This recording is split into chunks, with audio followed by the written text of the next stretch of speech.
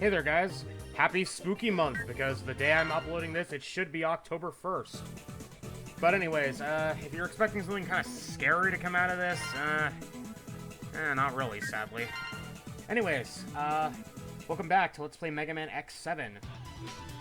In this part, we're actually going to be taking on a Maverick boss for the first time. We're detecting energy from deep within the Lost Woods. Find it. Lost Woods from Zelda? No, different Lost Woods. A mysterious ship has been spotted 5 miles in the air. Destroy it now! A virus has escaped through a crack in the electrosphere. Destroy it! Use the ride chaser to find and destroy the time bomb in the circuit. The lava energy factory suffered an attack. Recapture it from the enemy. The special defense base has been taken. Use the ride armor and retake it. Take back the central radio tower. Very brief description there. A menacing fortress that commands the seas. Destroy it to halt its advance.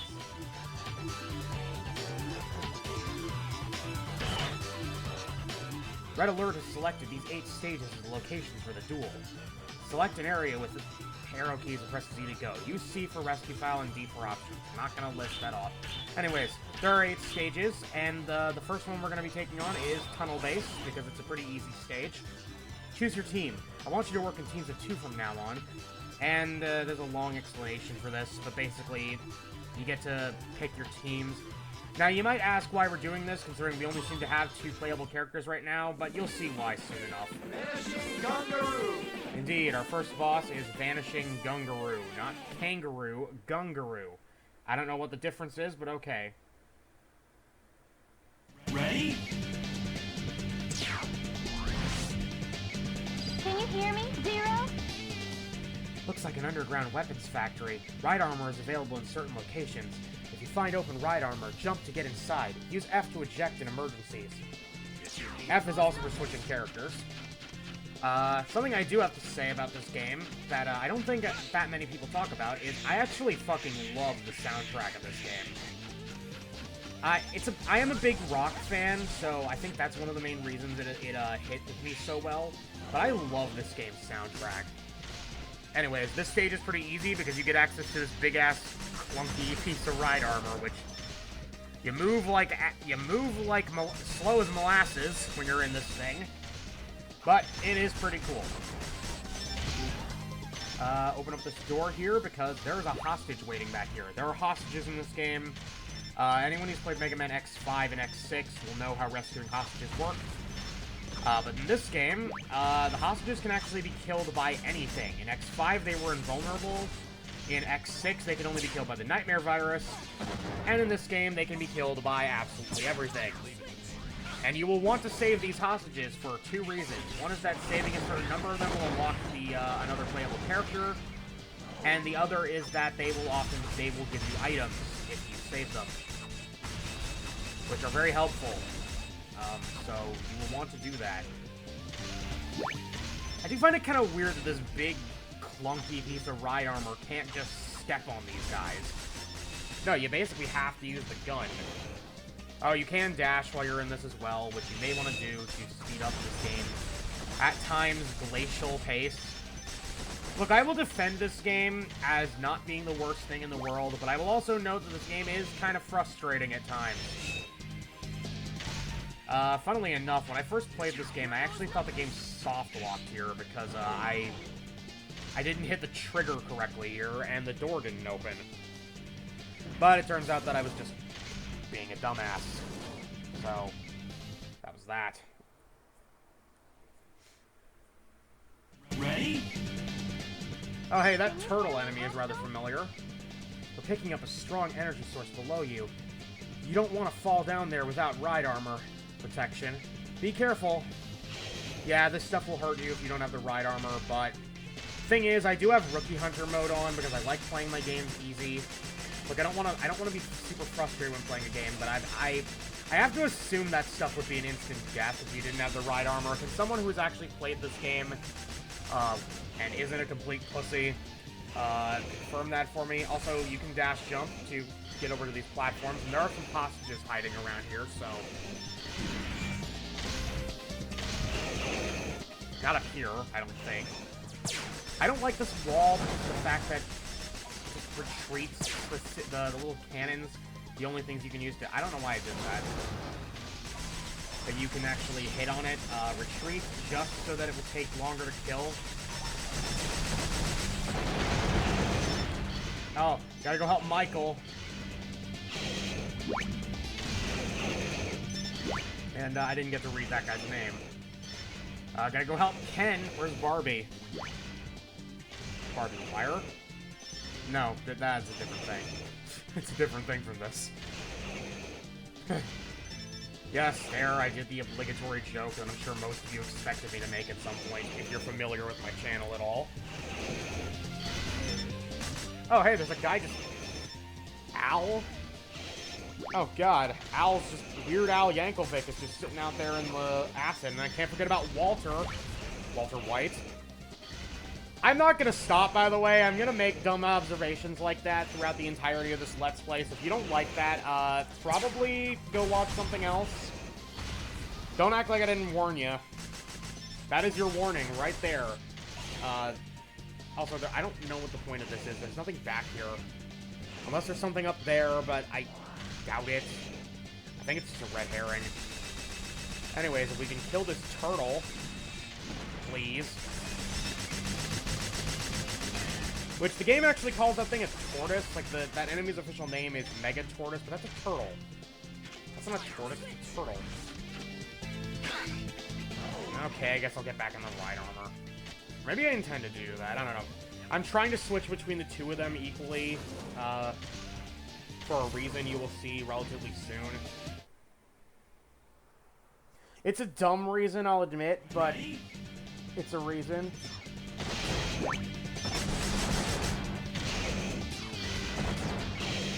Anyways, gotta help Carlos.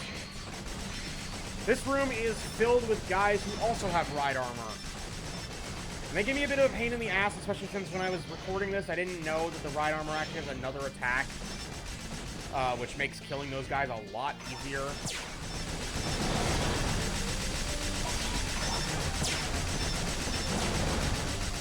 And there goes that wall.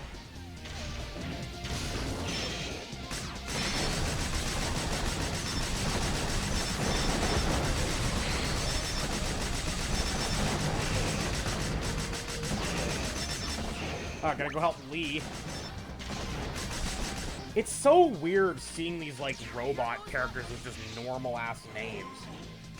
I don't know, does anyone else find that weird? Or is it just a me thing?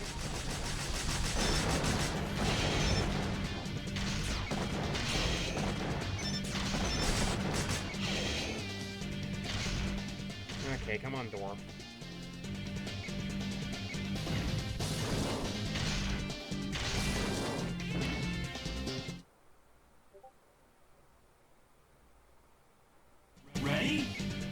Anyways, this room... Oh, hold on. We're picking up lots of ride armor. You'll just have to face them head on. There's no other way in. Something apply directly to the forehead. Anyways, there's a reason I'm switching to Zero right here, and it's not because I wanted to get back in the ride armor, actually.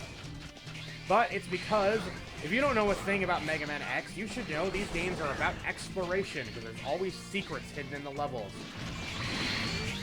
Secrets like heart tanks to increase your maximum health, or sub-tanks to give yourself a little boost when you're playing. To give you like a health increase, or not a health increase, an on-the-fly heal, or an on-the-fly ammo restore. And there is a heart tank in every level in this game, like usual. Gotta go help Gordon! Am I entertaining, or am I just entertaining myself with my stupid primate brain? Oh, gotta go help Dwayne. Bit of a weird way to spell that name, but it's not a way I've never seen before. Anyways, there is a reason I'm jumping around on these pillars and not actually going down there and killing the enemies, and that's because there are items up there. Like, up on this pillar is an energy tank.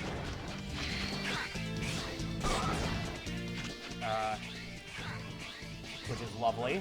That'll be very helpful as the game goes on. I've got to go save Eric. And you might have been able to see it there atop that other pillar here, but there is a heart tank up here. Here goes nothing. Now we're going to switch back to Axel, and... No, I don't really want to use this ride armor, actually, because there's another suit of ride armor in this room that is different from this one. In fact, I believe the other suit of ride armor you get, when I eventually switched to it, I remember doing that, unless I Mandela affected myself.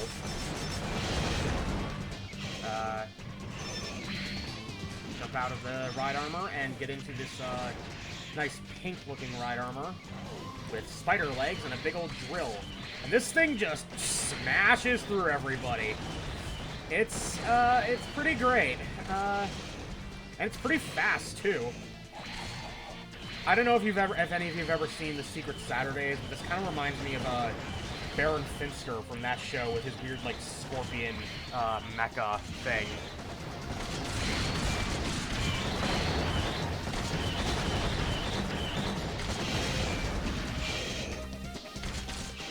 Okay, there's one more guy. Here he is. And that is the alternate attack for this thing.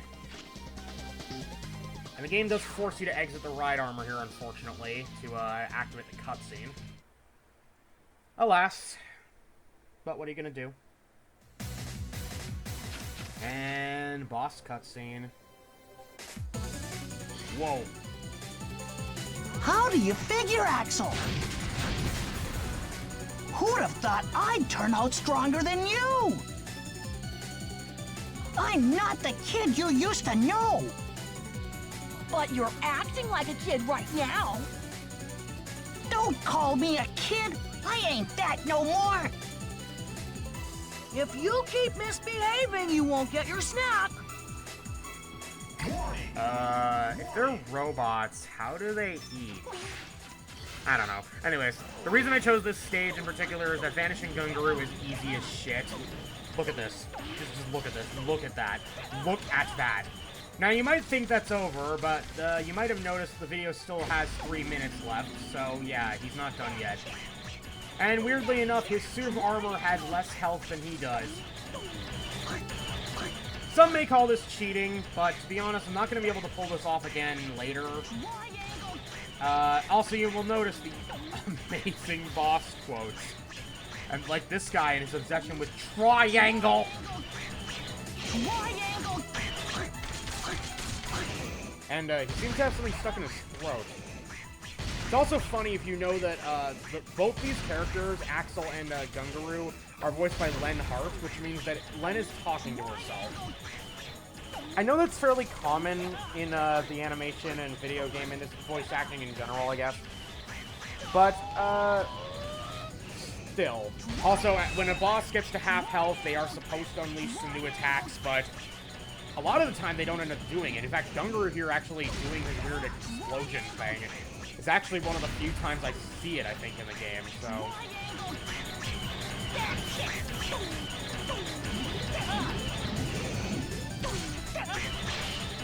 Yeah, but this boss fight is really easy, so... Yeah, like that, see? Went down pretty damn easily.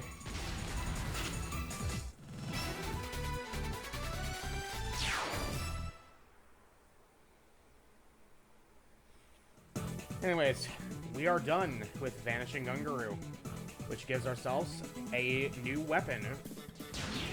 The very bluntly named Explosion. Unleash intense shockwaves with this weapon. Can use G-Launcher. Yeah, it also unlocks another, like, additional weapon for Axel. Axel and Zero both get a couple of additional weapons besides their main ones. I don't really think I show off many of Axel's, though. I'll explain how Hunter rank is determined, so listen carefully. Rank is determined by factors such as the number of rescued Reploids, total damage, and defeated enemies. Become a world-class Hunter. Yay, we both get to a passing grade, in my mom's eyes.